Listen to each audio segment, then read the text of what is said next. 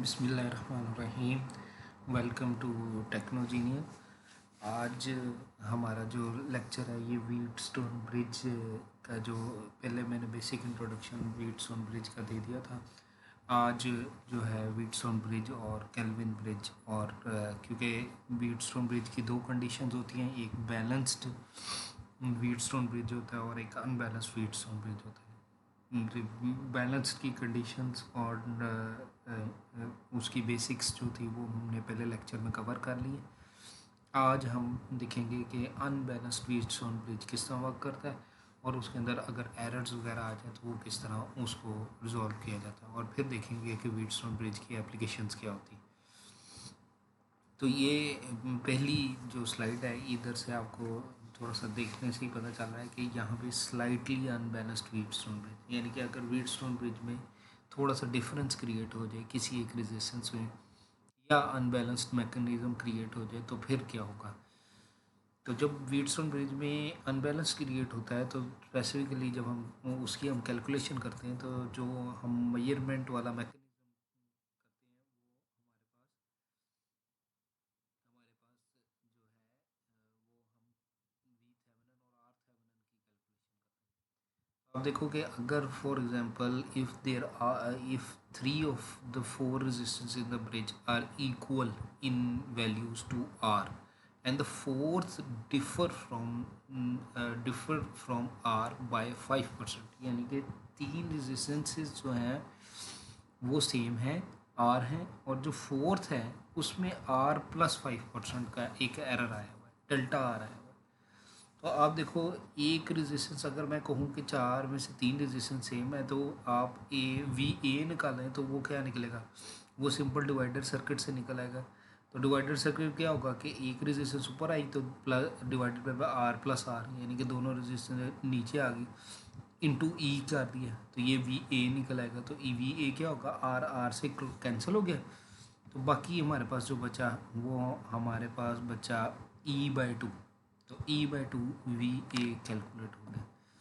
अब we B निकाला तो अब क्या था, एक रेजिस्टेंस के अंदर स्लाइड चेंज आया था और एक के अंदर नहीं आया था, तो ऊपर क्या हुआ, आर प्लस डेल्टा आर, और डिनोमिनेटर में क्या हुआ, आर प्लस डेल्टा आर। सही है ना?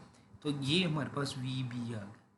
अब अगर मैं वी थेवेनिन निकालूँ तो वी थेवेनिन क्या है, V B minus V A, ये वी थेवेनिन है। तो वी बी हमारे पास आ गया, माइनस वी ए आ गया, और लेकिन क्योंकि ई दोनों में था तो ई मैंने कॉमन निकाल लिया।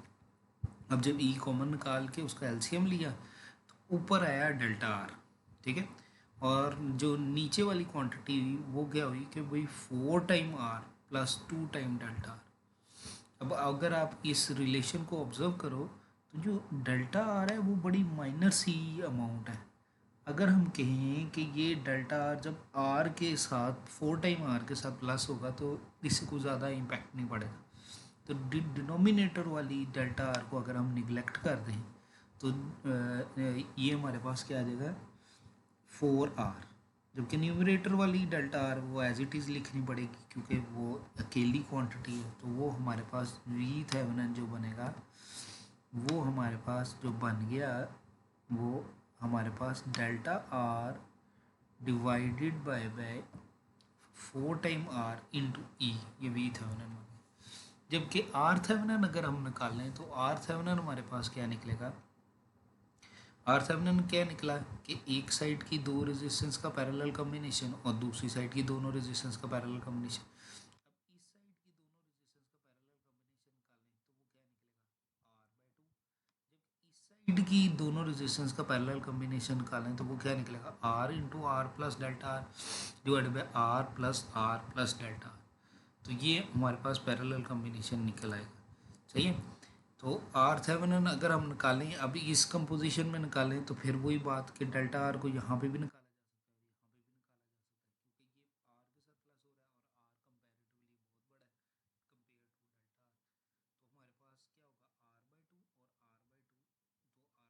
के साथ प्लस हो रहा है और आर कंपेरेटिवली बहुत बड़ा है कंपेयर टू डेल्टा आर। तो हमारे पास क्या होगा, R/2 और R/2, तो R/2 हाफ R/2 और हाफ ऑफ आर अगर प्लस किया जाए तो आर आ गया। तो वी थे R Thevenin as it is R बन जाएगा, जबकि वी थेवेनिन जो है वो हमारे पास delta R divided by 4 time R. ये अनबैलेंस कंडीशन के लिए स्टोन ब्रिज है। ठीक हो गया। अब ये एक एग्जांपल के थ्रू आपको ज़्यादा क्लियर हो जाएगा कि use the approximation given in equation 5.9 जो हमने इक्वेशन 5.9 और and 5.10 to calculate the current through the galvanometer. The galvanometer resistance Rg is 125 ohm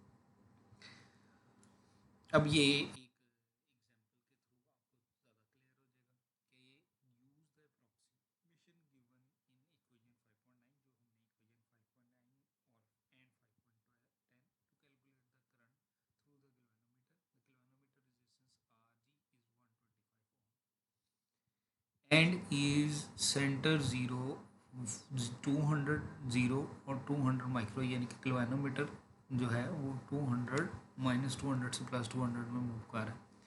अगर आप उसी सर्किट को ऑब्जर्व करो तो आप देखोगे कि ये वाली रेजिस्टेंस, ये वाली रेजिस्टेंस, ये वाली रेजिस्टेंस, ये तीनों रेजिस्टेंस सेम है, जबकि ये एक माइनर सा चेंज है जो ऑब्जर्व किया जा रहा है। और ये वही चेंज है जिसका हमने पहले डेल्टा आर की फॉर्मेशन में, तो इधर डेल्टा आर जो है वो 25 ओम के साथ अपीयर हो। तो अब हम डायरेक्ट फार्मूला लगाएंगे। तो वी थेवेनिन क्या हुआ हमारे पास, E into delta R divided by 4 R. तो डेल्टा आर क्या था, आप यहाँ से देखो तो 500 आर है, तो डेल्टा आर चेंज है वो 25 ओम हो गया। तो 25 डिवाइडेड बाय 4 आर, 4 आर क्या है 500 500 500 500, ये टोटल कितना बना 2000। डिवाइड किया तो ओवरऑल वोल्टेज वी थेवेनिन 0.1।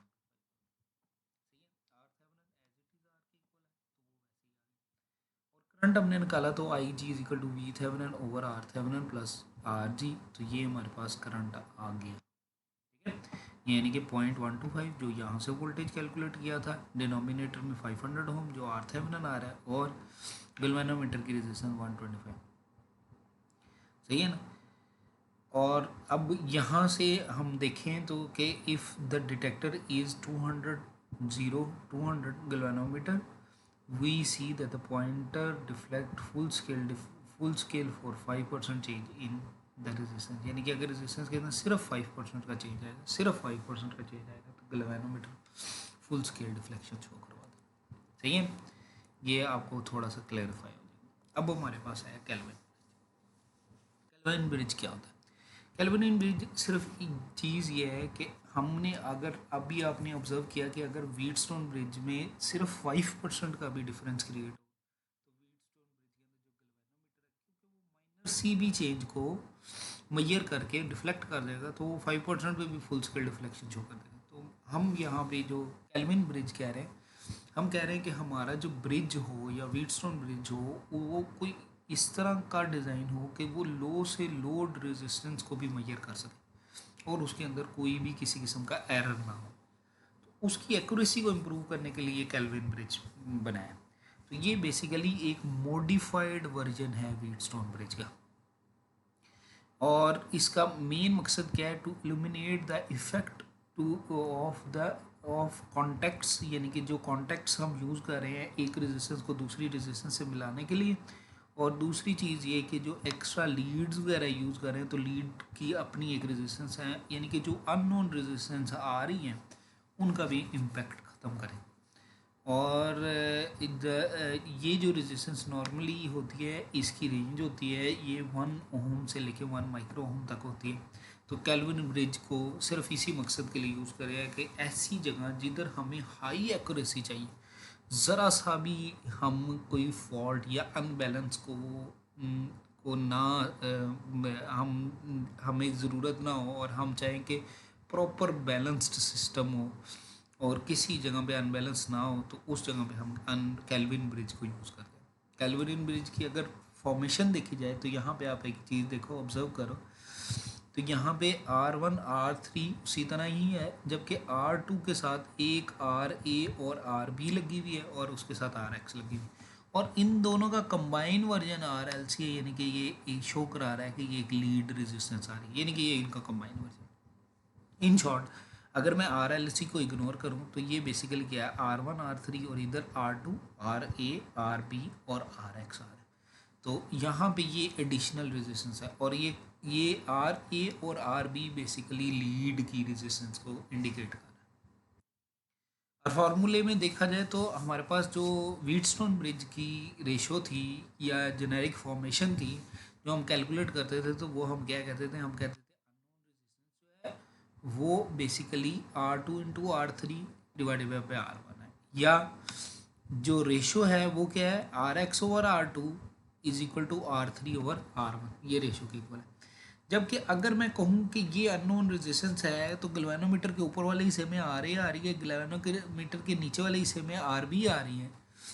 तो अब यहाँ से आपको एक चीज़ नज़र आ रही है कि अगर हम कहते हैं कि भाई ये रेशो सेम हो, आर वन की आर थ्री के रिस्पेक्ट से रेशो सेम हो, तो अगर यहाँ पे हम देखें तो इसका मतलब क्या हुआ, आर टू और आर ए की रेशो आर बी और आर एक्स की रेशो के सेम होनी चाहिए। अब उसी रेशो को अगर हम जस्टिफाई करें, अगर मैं कहूँ कि ये दो अलग अलग रेजिस्टेंसेज हैं, तो फिर हम कहें कि भाई आर टू और आर एक्स की जो रेशो है वही आर ए और आर बी की रेशो हो, तो इसका मतलब बैलेंस्ड रहेगा। ये एक थोड़ी सी चीज़ को आपको समझने की ज़रूरत है। बैलेंस कंडीशन के लिए क्या होगा कि ये वही कंडीशन है जो व्हीटस्टोन ब्रिज की कंडीशन थी, सिर्फ फ़र्क क्या है, अगर मैं कहूँ कि मैंने इस चीज़ को बैलेंस करना है तो मैं ये कह सकता हूँ कि आर ए और आर बी की रेशो भी सेम होनी चाहिए, यानी कि आर ए और आर बी की रेशो बी सेम होगी तो फिर भी बैलेंस्ड कंडीशन में रहेगा। सही है ना, ये बात आपने याद रखनी है, उसको एडजस्ट करना ज़रूरी होता है, ठीक है ना। वो अब यहाँ पे इस बात को आप इधर एक एग्जांपल से भी समझ सकते हैं कि if in figure 5.2 the ratio of R A and R B, यानी कि R A divided by R B की जो रेशो है वो आर वन का विद रिस्पेक्ट टू आर 2.5 का फ़र्क है, सही है, और आर एक्स को कैलकुलेट करना है। तो यहाँ तो आप देखो, तो अगर मैं इसी जगह पे वैल्यूज़ डालूँ तो R X divided by R two आ गया, यही value R X divided by R two आ गया। दूसरी वैल्यू क्या है, R three divided by R three divided by R one, तो R three divided by R one हमें क्योंकि गिवन है तो 5 ओम हमने आर वन लिखा। दूसरी चीज़ क्या आई, R B divided by R A, तो R A divided by R B given है तो R B divided by R A करेंगे तो 1/1000, सही है। इधर से हम अगर निकालें तो हमारे पास आर वन का relation with respect to R 2.5 लिखा हुआ है, तो इधर से हम आर टू को निकालें क्योंकि आर वन हमारे पास गिवन है, तो 5 ओम डिवाइडेड बाई 0.5 किया तो 10 ओम आया आर टू। अब अगर आर टू हमारे पास है तो अगर मैं इस इक्वेशन का इस इक्वेशन से साथ करूं, इन दोनों को कंबाइन करूं, तो हमारे पास R X is equal to क्या हुई, आर टू इंटू 1/1000, तो आर टू कितनी थी 10 ओम डिवाइडेड बाई 1000 किया तो वो 0.0 ओम आ गई हमारे पास आर एक्स, ठीक हो गया। यहाँ तक हमारे पास Wheatstone bridge plus Kelvin bridge complete हो जाता है। इससे आगे वाली एग्जाम्पल चीज़ को आपको समझने की ज़रूरत है कि व्हीटस्टोन ब्रिज के एक और मॉडिफाइड वर्जन ये निकलता है कि अगर हम गैल्वेनोमीटर को ना यूज़ करें, क्योंकि गैल्वेनोमीटर का जो मेजर मसला ये है कि एक तो वो बहुत सेंसिटिव होता है और दूसरी चीज़ ये कि वो लो वैल्यूज़ को मेजर करने के लिए यूज़ होता है। तो उस चीज़ को हम इग्नोर करें और उसे इल्यूमिनेट करें और हम कहें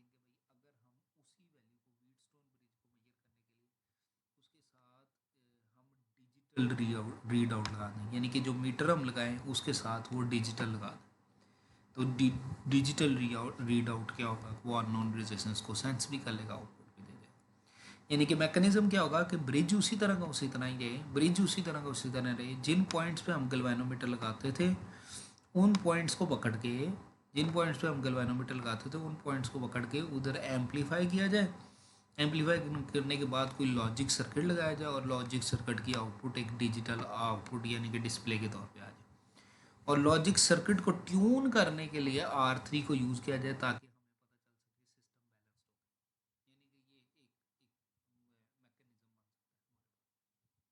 ठीक है ना।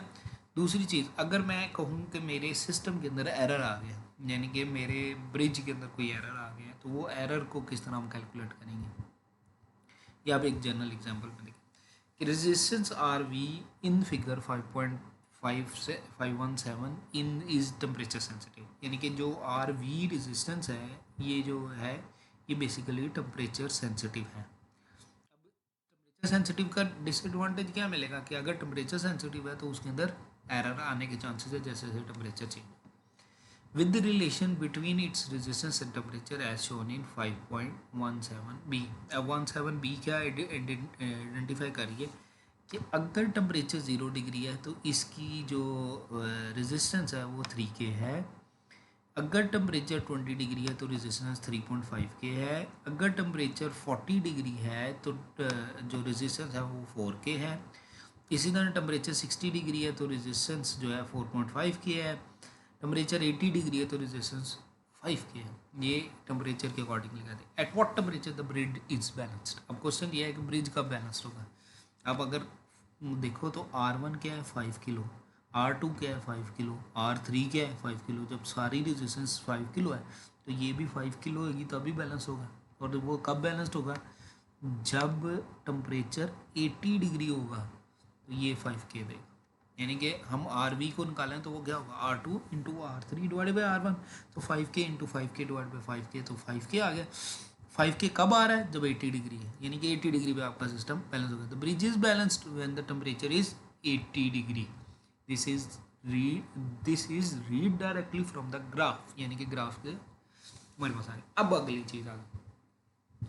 अब अगली चीज़ क्या आएगी, वी कैन। अब क्वेश्चन क्या था, अगला क्या था, the amplitude of the error, यानी कि amplitude of the error signal eight 60 degree. We can also determine by reading directly from the graph that the resistance of RV, यानी कि RV की resistance when its temperature is 60 degree, the resistance value is 4.5 के। यानी कि जब 60 degree होगा तो जो रेजिस्टेंस की वैल्यू हमें इंडिकेट हो रही है वो कितनी हो रही है 4.5 के। तो 4.5 के रिस्पेक्ट से अगर मैं ई जी निकालूँ तो ई जी अनबैलेंस के लिए कंडीशन में हमेशा हमें वी थेवेनिन और आर थेवेनिन निकालते हैं। तो वी थेवेनिन निकालें तो क्या होगा, voltage applied voltage into divider के accordingly R3 over R1 plus R3 minus E, यानी कि V A over V A minus V B minus V A करना था तो E R V over R2 plus R V. तो ये हमारे पास 5 over 5 plus 5 के, और यहाँ पे क्या है 4.5 ओवर 5 प्लस 4.5। तो जो वोल्टेज अपीयर हुआ वो कितना हुआ 0.5। अच्छा, एरर सिग्नल कैन ऑल्सो भी डिटरमिन, यानी कि दूसरा तरीका क्या था कि हम अगर हमें चेंज का पता है, एग्जैक्टली चेंज का पता है, तो हम क्या कर सकते हैं, हम वी थेवेनिन का जनरल फार्मूला भी लगा सकते हैं जो शुरू में हमने अनबैलेंस के लिए लगाया था। वो क्या था, डेल्टा आर ओवर 4R। तो डेल्टा आर इस केस में क्या है 500 ओम, तो 500 ओम डिवाइडेड बाई 20 के इंटू 6 वोल्ट। तो ये यहाँ पे हमारे पास 0.5 वोल्ट 0.150 वोल्ट आ रहा है। ठीक है, यहाँ तक क्लियर होगी बात। तो यहाँ पे हमारा ब्रिज का टॉपिक बेसिकली क्लियर हो जाता है। अगर हम अभी इसकी एप्लीकेशन से देखें तो व्हीटस्टोन ब्रिज की एप्लीकेशंस क्या होती है। जो कॉमन एप्लीकेशन व्हीटस्टोन ब्रिज की यूज़ होती है वो होती है कि अगर मैंने किसी रेजिस्टेंस मोटर की रेजिस्टेंस को मैयर करना है तो वो किस तरह मैयर करूँगा, थ्रू व्हीटस्टोन ब्रिज मैयर हो सकता है। इसी तरह ट्रांसफार्मर की रेजिस्टेंस को मैंने मैयर करना है तो वो व्हीटस्टोन ब्रिज के थ्रू मैयर हो सकता है। सॉलिनाइड वॉल्व वगैरह की रेजिस्टेंस को मैयर करना है वो व्हीटस्टोन ब्रिज की वजह से मैयर हो सकता है। और रिले कॉयल रेजिस्टेंस, यानी कि अगर आपने रिले देखी होगी तो रिले की कॉयल की रेजिस्टेंस अगर मैंने मैयर करनी है तो वो भी व्हीटस्टोन ब्रिज से। एक और एग्जांपल क्या है, मैंने आपको ये बात बताई थी कि हम फॉल्ट ट्रेसिंग के लिए भी व्हीटस्टोन ब्रिज यूज़ करते हैं। तो telephone companies uses Wheatstone bridge to find the local fault in the cable. सही है ना, फॉल्ट में भी ट्विन शॉर्ट, यानी कि दोनों वायर आपस में शॉर्ट हो गई है, या single wire shorted with the ground. ये दोनों फॉल्ट्स को मैयर करने के लिए व्हीटस्टोन ब्रिज यूज है। सही है ना, ये बड़ी इंपॉर्टेंट एप्लीकेशन है, ये कॉमनली यूज़ होती है कम्युनिकेशन चैनल्स वगैरह के लिए। Thank you. यहाँ पे हमारा व्हीटस्टोन ब्रिज का मेन कॉन्सेप्ट क्लियर हो